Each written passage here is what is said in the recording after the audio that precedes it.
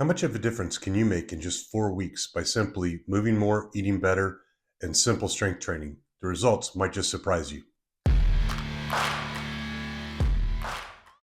I'm 4 weeks in and 48 more to go toward my goal of documenting 1 year of health and fitness results. So let's jump right in with step number one, move more. As a reminder, my goal is to get at least 10,000 steps a day, and I use my iWatch step counter to track that. So let's take a look at my results for week 4. So you can see in week 4, my average daily movement was 14,800 steps. So I was above goal there. And my two tips coming out of this week is do more when you can on days when you have the extra time.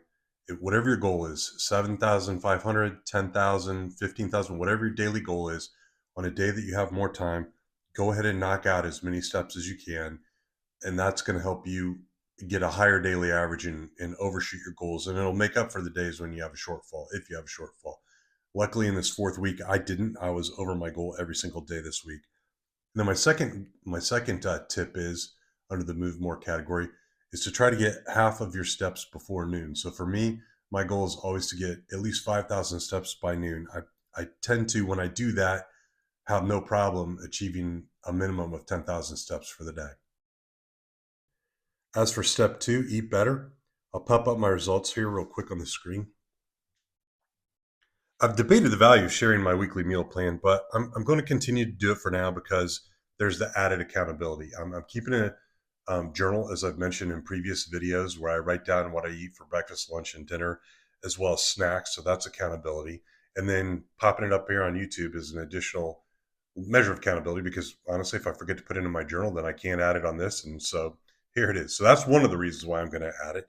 And the second reason is, I don't know if you're like me, sometimes you just need meal prep ideas. And I'm going to go ahead and give a shout out to probably my favorite meal prep recipe, the Greek chicken that's on there. If anybody's interested in it, just drop a comment and I'll be happy to share the recipe. But it's basically instant pot chicken with different spices.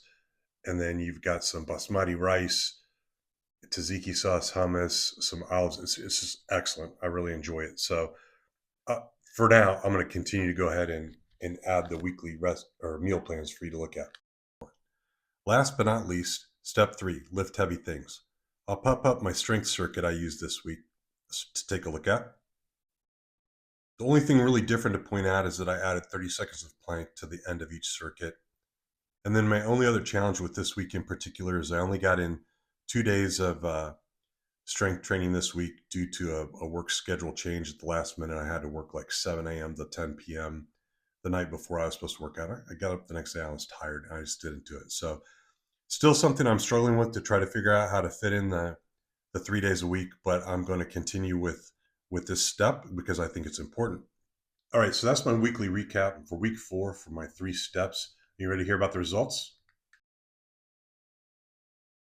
When I started 1 month ago, I weighed in at 210.4 pounds.